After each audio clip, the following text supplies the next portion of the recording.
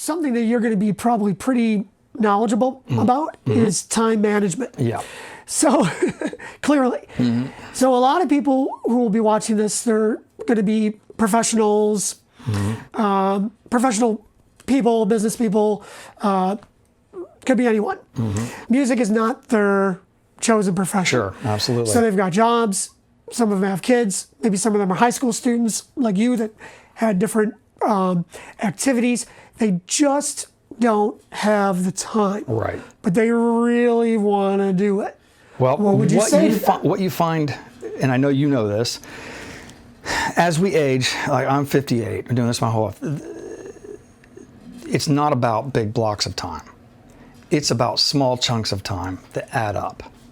And you can get a ton done in 5 or 10 minutes, especially if you've got your world prepared. Right. You know? Like you said, because it doesn't take any time to take the saxophone out of the case. Yeah. It's there, you grab it, your music's on the stand. And you blow it for 10 minutes. Right. And more than, because when we were coming up, the art of learning and the art of practicing wasn't really a studied profession. Well, now they've done all the studies and they're doing more.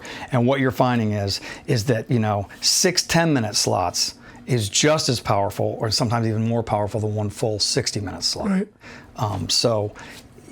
For people in those situations, instead of sitting down and watching the news that night, make that conscious decision to go, the news, the guitar.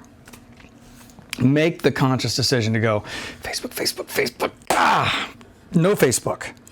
Instead of 30 minutes on Facebook and that rabbit hole, which time yourself on Facebook one night. Oh, you can go down, right?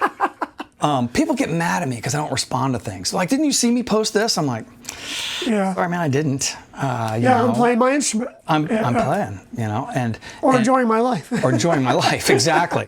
And so for me, it's grabbing 5 minutes here, 10 minutes there, 30 minutes here, 6 minutes on the couch.